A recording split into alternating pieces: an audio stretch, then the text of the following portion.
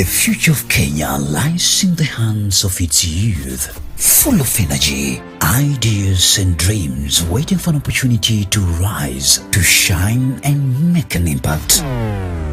Introducing Fursa Kenya, an organization dedicated to unlocking the potential of every Kenyan youth. Change begins with you. Simama ujitokeze.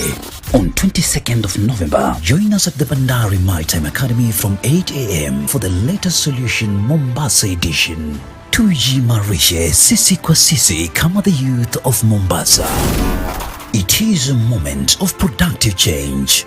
Mwanzo mpya for the coastal youth to showcase full potential through the LETA Solution initiative. The future of Kenya lies in the hands of the youths. IU corporate organizations, NGOs, CBOs, government leaders, educational institutions, media or professionals across the region. Join us as we transform the lives of the youths in Mombasa. We believe when we come together, we share the power of dreams. Through our mega seminars happening in every county, we are providing guidance on essential skills and profitable investments, helping the youth to turn their passion into purpose. Let's inspire the next generation of leaders, creators and innovators at the coast. Together, we can make a difference by opening doors to opportunity and fostering a culture of success. Let's connect them to opportunities both locally and internationally, equipping them with the tools to succeed. From business to arts, education to governance, we are bringing leaders from any sector to inspire the youth.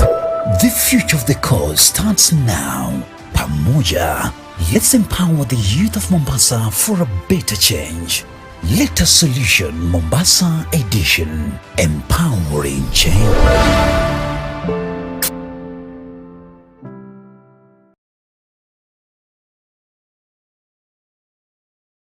Now, what does that help you to know how to get an answer to that, or how to not even get how to understand that problem?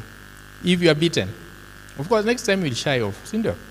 So I think the core issue here is education. Actually, as they normally say, is a unifier, and is the only thing that can bring us to most of us, because all of us are not the same, but at least closer to being the same in terms of how we think, how we do. And that's why I was happy when I see the generation. If all of you get a certain type of education that disempowers you, makes you not ask a question, not think, not do what, definitely all of us will display the same at the end of it. If we are given a motivating education, we are all likely to come out motivated. Of course, not at the same level, but at least you'll find that there. So, I think the question of education is quite key, and that's why sometimes, I think when we had the change of education from the previous system to the competence-based, how many of us complained about it? We had people complaining, isn't it? Teachers complained, students complained, parents complained. The question is, what else were we to do?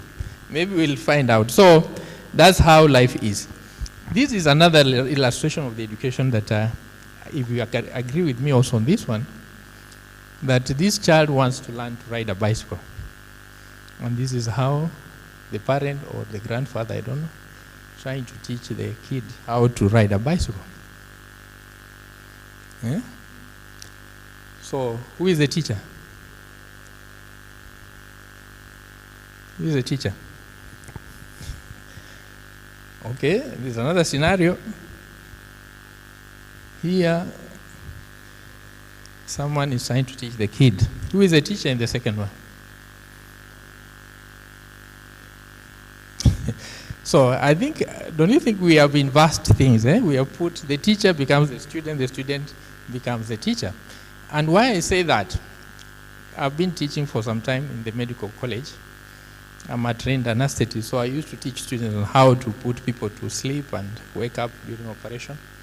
But the issue is that as a teacher, actually standing in front of a class and teaching, actually is the teacher learning, not the student. you are just spectators. If you are students looking at me talking, actually you are spectators. It's me who is learning because I'm reciting what I know. I'm trying to go through it, and you guys are looking at me thinking you are learning. There's no learning there. I think what we have done with CBC, guys, and I think you must agree that even yourself, it's quite observable. I've gone to about 4 schools right now where they are doing CBC. One in Tharaka-Nithi, another one in Marereni, another one in Western Kenya. And I tell you, personally, I feel so motivated that this actually light at the end of the tunnel, if that's the case.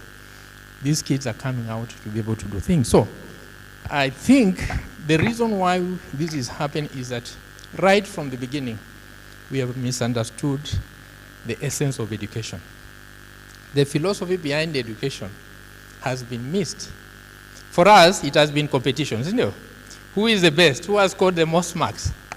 And all those kind of things. Who has more papers and is rewarded by better jobs, promotions?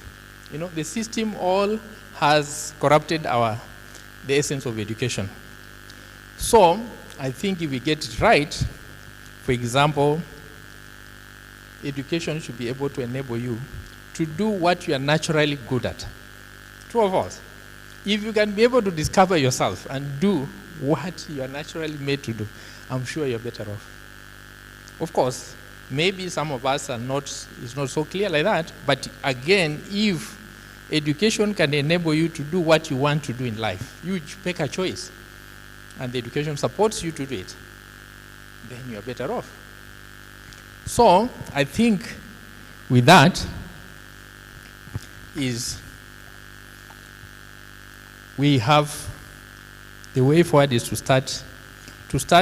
get started is to quit talking and start doing things. I think the issue of doing is the essence of all. And I want to thank Fursa. Maybe I was just walking around as we were waiting, and I was looking at the workshops here, outside there and I was thinking, I think this was the right place. I'm sure what goes on here, from the little I've seen, must be very practical work. Then the only trouble is we find an institution like this is doing something alone, and the rest of us are doing the other things. And the reason why we have failed, and I want to say, the issue of the curriculum, I don't know whether there are any teachers here, or the issue of the curriculum is the one that has messed up. Because we get regulators who sit in Nairobi, create curriculum for us, and tell us, all of you go and do the same thing. Now, if we all do the same thing, how will we innovate? Who will ever come with a different idea? So, I think, to me, the biggest obstacle that's remaining, once we have adapted CBC properly, is to let people innovate. Let them people come out with the new ways of doing things. As an institution, as North Coast, we have a case to talk about, actually. I wish we had time. We started in 2012. And for sure, we started with a totally different approach. But let me tell you, the fights we fought with the government officials coming there and telling us, you guys are doing the wrong thing. You know, they're telling us that, and yet we have not even started. But just by looking at our curriculum, the way we have organized, we have organized in a way that we don't spend a lot of time in class talking. Students go to class for 1 hour. The rest of the day, students are doing their own things, reading, sharing, discussing, doing practical things. And they told us, now, you guys, we are going to close this institution. Luckily, that was 2012. 2014, the government started talking about competence-based. Those ones who are there. The talk started around 2014. Around 2016, it's when it became now clear that policies were being put in place to be able to support competence-based. So that is what saved us when the government started talking about, and they let us go. So I will invite some of you maybe to come to North Coast, particularly in innovation of learning. We have left our students to study in the air, I would say, not in a tunnel. Sitting out, doing whatever they do. Others in the gym. As they gym, they are also learning. Others are playing cards. As they are playing cards, they are learning. Because the cards are made specifically to direct learning. Others are in the skills lab, which are the same as the labs here, trying to do practical things. What is called flipped classes, for those ones who know? Flipping the classes. Yeah, simply it means what you normally do at night, you do it in the day. What you do in the day, you do it at night. So we all know what we normally do in the day when you go to class. We all know. In a typical, I'm sure the typical Kenyan style. From morning, your teacher is coming, lecturing you, giving you notes, isn't it? Another one you finishes, after 2 hours, another one comes in. After another 2 hours, another comes in. At the end of the day, you are supposed to do assignments from all those teachers, read, as if you are not a human being. You are not supposed to sleep. You are not, because tomorrow, everybody wants the assignment done. So we have said that no.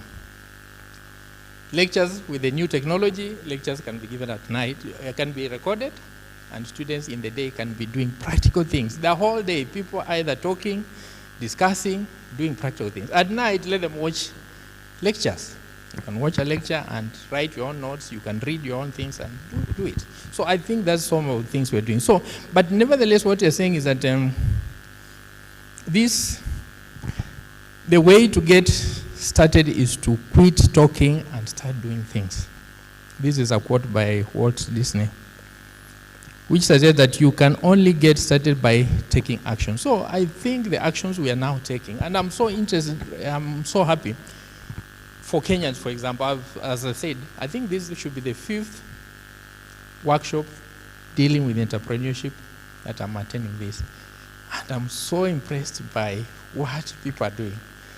I think we have not just collectively come together and known, because we are still a mixture of the past and the future. And that's is not so clear. But whatever we are doing actually in small forums like this is quite great. And we hope that the same is happening in Africa, and I hope we are going to also compete with the world. And the competition of the world, of course, particularly you guys maybe have come in a better time. There was a time in 1990s, for those ones who grew up in 1990s, all of us as young people wanted to leave this country. These things were so bad. I'm sure you cannot, and that's why even when it comes to voting, to doing things, some of us, the young and the old, of course, some of us, what we saw, not want to see it again. Things were so bad in this country. You know, talk of potholes. Going from here to go to Nairobi, you guys, we used to drive on a small lane like this. When another one comes, you have a vehicle, you must get out to wait for another one to pass. It was so bad. But right now, I'm sure, despite the troubles we have, at least we have a foundation to build on. One is the infrastructure is there. One, also the pride in us. You know, we had lost pride in ourselves those days, I can assure you, because things were just too bad. So I think when even Trump says we should not go to America, I'm sure we should not feel bad. We can do something ourselves here. And with you guys, with the nature of the way I think the change of mindset, we can still do something here ourselves. So please, let's quit talking and let's do. Now, just to showcase North Coast as an example, that is how North Coast looked in 2012. So as you're away from Tuapa going to Kilifi, you pass a place called Majengo, and then after that on your right, you go 4 kilometers. Most people who come there wonder, why did you, of all the places, why did you choose this place? It's so far from the road, it's so what? But let me tell you, we had a very clear objective. We asked ourselves, where can we have the highest impact? And when we looked around, we got, in fact, that time when we were looking for land to buy to build the school, there was so much land that was empty, but we ended up there. But right now I can tell you, any parent who brings a student there always tell us, I think you chose the right place. Any official from the government who comes and looks at what you're doing from the community tells, I think you guys knew what you're doing. So I think some of these things are done deliberately, and we should not be going by the wave. And that's why I say, even as an individual, don't do what people are doing. Someone is selling potatoes, you also bring potatoes and sell. Onions, you bring onions. Now, what is that? You have to find your own niche in whatever you're doing. So this is how North Coast was, and this is how North Coast looks like now, 12 years down the line. And let me tell you, even myself, some of us who were on the front line, I did not know one day we'll reach there. But just a simple essence of trying to do something. and thinking about every step. You might never know what you're going, but if you can always think of the next step you are making every step, you never know where you'll end up. Now, the beauty about this kind of thinking and what we are doing here about entrepreneurship, in 2012, when we started, we had 19 students and 4 teachers. And I was one of the teachers going to class every day. After that, I go and shop. 19 students. We were just sitting like a family. I'm sure we are too many. We were too many. We were just like a small portion here. Right now, we have 1,600 students. We have 145 staff. And we have, out of those 145, 65 are trainers. Now, just look at that. Is there a future? I asked the first question, is there the future? What is the future, the economic future of this country? Is it bleak, dark, or bright? Now, for those people who got employment there, things that are going on, the economics activities are going on because of these students being in that environment, is just, and so from a single idea that a few of us just had and came to that. In the next 5 years, we are hoping that we should have 3,000 students with over 200. Now, thinking about people who have nothing to do, people are saying we have, we don't know what to do. Surely, you see how you as an individual actually can create something that can impact so many people. So I can imagine all of us seated here, and that's why I say we are so many. People are waiting for this hall to fill up. I'm sure the organizers, you are worried that the hall is not filling up. But these are too many people. You can imagine each one of us comes here with an idea and creates and employs 20 people. I think the impact can be phenomenal. So, LETA solutions. India, that was the theme. And here we agree with the North Coast. We are small. Actually, we are very small, and we are proud of being small because it's a strength. Smallness can be a strength. Some of these big institutions cannot do what North Coast is doing simply because the bureaucracies in the systems and what they cannot do. But for us, once we sit on the table, we make a decision, we make it. Like, as we're going to demonstrate, we met and say, every student who lives North Coast must be an entrepreneur or entrepreneur. That's the solution, and we do it. So, this is what the solution we are bringing as North Coast. And we are motivated with this. If you do not, you cannot do great things. Do small things in a great way. I think this is someone called Napoleon said it. It is the way you do it, not the size of what you're doing. Because I can imagine even those numbers that I've just shown you, like 1 or 2 individuals sitting, and then now we are employing those kind of number of people, you see. Is the way we have done it. And as I mentioned, we just didn't do what others are doing. We wanted to do it in a different way. And specifically what we want to do is we want to redefine and upscale the health service sector in terms of services. Because I don't know how many of you have gone to hospital and or visited a patient and seen what goes on. Sometimes, of course, it's sometimes good. But there are moments when you wonder now, is this healthcare or is it what? Traditional medicine, even better traditional medicine maybe. So we are saying that we want to redefine and upscale the health sector. And first of all, why we want to do it that way? Because then we want to create a business opportunity for the youth. We want to produce a certain generation of people who can think differently. And that's what we are doing actually wherever we are.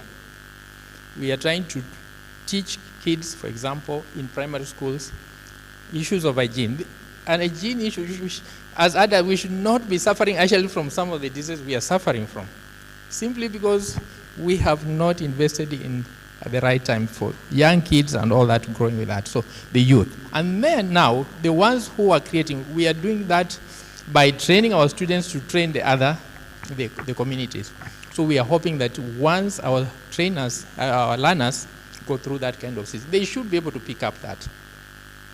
And there are many opportunities in such kind of situations as I'll demonstrate in a short while. And then now we are creating business opportunities in healthcare and healthy living. I'm sure we are now living We want to prevent. We want to stay healthy. We don't want to wait and get sick. That is an opportunity for the young people who have gone through this kind of training to be able to pick up on that. Now, I'm sure if I ask you, if you are in a medical field, which business would you begin? A clinic? A pharmacy? Which one? Who can think of another business you can do out besides these two? Any other business? You are in the medical field. What else can you do? Now, ladies and gentlemen, yes, thank you. Consultancy. Consultants are also two. There's clinical consultancy, which means you are seeing complex issues, but it still is clinical. Yes, but it's the same line. So, thank you for trying. For any other business you can do? Yes. Radiotherapy. But radiotherapy, again, is clinical because you are going to a clinic, and then you are the one you go. It's clinical, still under clinical. So, they are so limited. Any other? Waste management. For example, actually, waste management is a big element of health. But nevertheless, what I'm trying to demonstrate is that when we start changing our mindset, we can see endless opportunities of businesses in health. And this is what we have tried actually in North Coast, to sit and think, what else can we do? Of course, traditionally, we cannot move away from it. The clinics are there. In the rural areas, when you go, you see a clinic like that, isn't it? Pharmacies are always there, isn't it? Those are, everybody is doing it. Now, if all of us in health have a clinic and a pharmacy, then which business will we do? Now, the thing is, we cannot do away with the original things. Once we are going to discover, and this is where maybe a small twist that we need to think in terms of, tweak up in terms of how we think. There's nothing likely you're going to start that is, you are saying you're going to be purely original. We have to build on what is there. And when you look at all solutions, whether the latest of the ITs, people are just basing on either human demands, human wants, needs, or suffering. I normally say, some of you who work in the hotel industry, I hope there's someone working in the hotel industry, the happy industry. You see, there's a lot of opportunity. People want to see happiness. People want to relax. I think that's what we will call the demands or the wants. People want things. People who have money want things and they can afford them. People who have too much money, of course, can demand for certain things. We know that. They want the best and they can demand. They don't care. They can pay for it. And of course, most of us barely survive on their needs. But of course, there are people who are also suffering, sickness, quite a number, lack of education, lack of that. Some of us can also pick on that. So those basic principles like that, if you see a need, if you see a want, if you see a demand, fulfill it and you have done a business. That's what I'm saying. So I think we have missed a lot of opportunities because we don't see them. We don't see when people are suffering, instead of looking for solutions, we also join them to start suffering. Like I'm on WhatsApp group where we are from the village, where we are always, every week there's something, donate so and so, we are going for funeral, but I never see someone saying, please can we donate so that we can enable a business or to start a business. Nobody. People are just suffering with each other. Let's suffer together. That kind of mentality. So I think if we just adjust our way of thinking a bit, then you see there's a lot we can do. So, North Coast, we call ourselves NCMTC. We are bringing the solution as Fursa wants us. The solution we are bringing, of course, is to leverage on, again, what the current opportunities are. ICT, definitely, that's a big opportunity we have. Business kind of now is the norm. I think, to me, the first thing we should say, let's go to school so that we create enterprises, rather than Let employment come because it's there. And even if you get employment, you should be working knowing that you are supporting a business.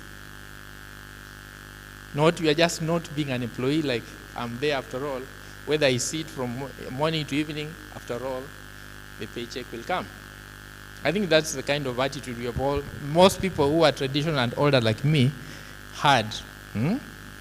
We are, so business, the environment is right, everybody is saying that that's the way to survive. Healthcare, of course, is an issue, and in development circles, we always think about education as one of the pillars of development. Training, and we are saying training. So at North Coast, we are lucky that we can be able to, we are in most of those areas, we are training, we are in healthcare. Therefore, we have solutions to bring to the table. So what we want to do is that to mold our people, our learners, is that to establish a network, to be able to establish a network of social enterprises that work in harmony to deliver comprehensive primary healthcare services across various social, economic, cultural, and regional landscapes. What I mean by this is that looking at these pictures here, of course, the first picture at the top there is some nurses or some clinicians, maybe in a high-end hospital, maybe in Mombasa hospital or whatever. And then down here we have someone maybe in a clinic somewhere, a public clinic somewhere. And out there's someone who is knocking on the door of, as a community health worker. All these are opportunities. And why we are saying if well-trained, people can make a decent living out of this. And it's just a way. We have maybe the very known doctors in town here. I'm sure when we go to the rural areas, the village nurse, the person with that clinic, is actually the doctor, is the consultant, as we said. Because otherwise, when you are sick in the village, where do you go? People go there and they survive. So you can imagine if we can adapt this mindset that these are very important, these are decent jobs, and we can make them decent in a way that we respect them and all that. That can work as a business. Because not all of us want to have too much money and stay in town. Most of us want to stay in the rural areas. And when you're staying in the rural area, you want to do something that can help the community. So I think that can bring a lot of...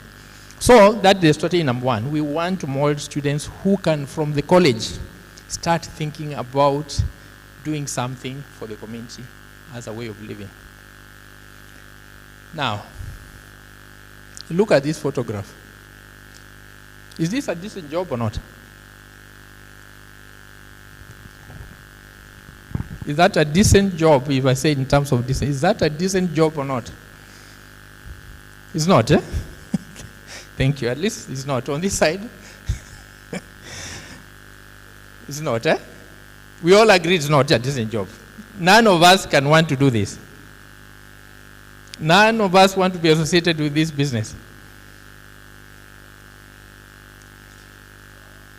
No, okay, let me ask you now. Because you don't want to be associated with it, what can you do to help this business to be decent? Just pick one aspect of this and say, if I do this, this can be a profitable, this can be a decent job. Anybody want to volunteer? Guys, it's gloomy today, it rained, so let's not, we are inside here, it's warmer. Can we liven up a bit? Who can just suggest me one thing you can do to this business here? Looking at it and say, you can actually create a business out of this, out of that scene. Yes, madam.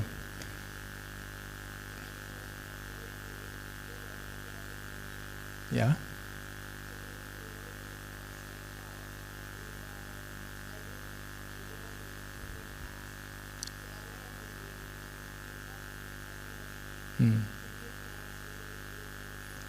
So you want to pick the bottles there? Maybe this guy is just a transporter, has collected the bottles, is going to sell. You want to buy the bottles and use them, see? And you make a business out of it. You think you can live decently?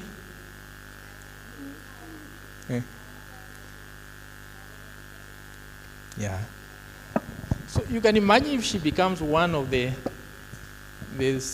the suppliers of, they're one of the buyers of the bottles. This guy can make several trips. If all of us, many people now say there's demand, can you supply us with this? This guy can move from that level and become. Any other thing that one can do? Yes. What you're saying, basically, we are talking about creating awareness or maybe knowledge about recycling. And you know, there's so many dynamics about recycling. Of course, you've got recycling for bottles, of which you can make new ones. Maybe there is electronic recycling. That is, you know, just learning how you can take different components, maybe in electronic waste. As we have seen, maybe there are plastics, maybe there are electronic machines there. So just creating knowledge about how people can tap into different types of recycling can work better in that aspect. Yeah, I think if you are listening to the two, you seem to be an artistic person. You want to create things, but this guy is saying, I look for components, things that, like a computer parts, and do something about it. How many of us have done computer here? Learn computer skills and, yeah, I'm sure they're, okay, if they're not here, thank you. So you'll pick what as a computer. People are throwing computers and they're littering the places. I'm sure there are parts you can use, isn't it? If we think. One is if we take time, we don't avoid or we miss opportunity by looking at, as a dirty job. Once we look at it as a dirty job, then that is. I think lastly, you can imagine, yes. Let me hear from her. She carry on then. Madam, what do you want to say?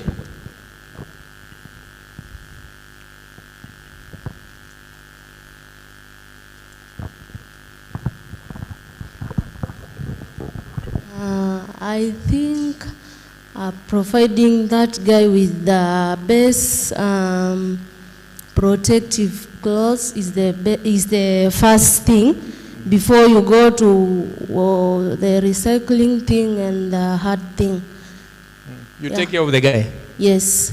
Yeah, you don't look at what they're carrying. First of all, take care of this guy. How? By actually empowering him on how to wear the correct protective clothes for that work. Yeah. That's the gloves, the helmets, the gumboots. Okay. Yeah, before to make the work look clean, and also providing the guy with something like a vehicle. Yeah. A vehicle. Yes. You have mentioned a vehicle, so you want to give this guy a vehicle, Cindy? Yes. How would you give him a vehicle? From where? Where do you get the money to give the vehicle? No, you are in the right way of thinking. From that idea alone, from that statement alone, you can build up and make this guy more decent and more comfortable with the job. A vehicle. You are talking about a vehicle. Yeah. Which type of vehicle do you want to give him? A lorry, a pickup? A pickup. Or a rolly. Let me say a rolly for now. That will be better. Yeah. This guy, if you start talking about that, unless you are donating. Are you ready to donate? Now, who can build on that idea? These guys need some form of transport that is decent, maybe that can enable them to do, that can enable, like, to take care of what you are fearing about, how he dresses, how he protects himself. Maybe, I'm sure, this guy, by the end of the day, he has injured part of the limbs, so he has done something. So, what else can we do?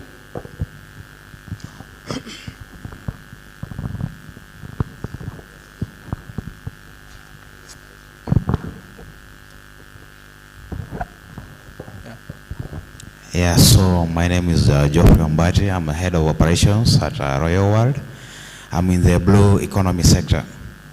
So basically for what we are focusing on actually is waste collection and disposal. And for this guy, the basic thing that we do mostly is, you're asking how we can make this job decent. First thing is always branding. Branding. Mm-hmm.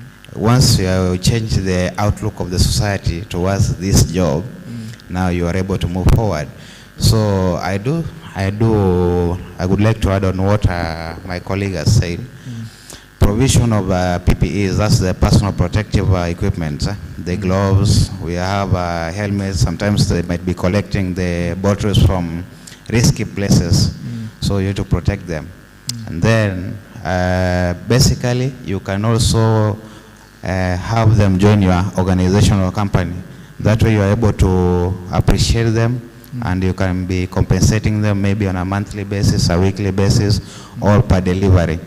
And once they do that, once your organization goes along or your business moves along, you are able to increase the compensation that you are giving them. And actually that's what we are doing. So basically, as we move ahead, you will find that in the future, this guy will be able to earn actually more than what somebody in an office earns. Okay. So that's what we are doing at the moment. Yeah. What I like is talking from his own perspective, from the blue economy point of view. So that's what you said. Are there engineers here? I'm sure where we are, we cannot miss engineer. An engineer can contribute towards this. Yes, or someone else here. Give the mic to. Yes. What can you do? Good Samaritans in the house. Okay. Anybody who is entrepreneur in mind, who can make this guy a decent guy with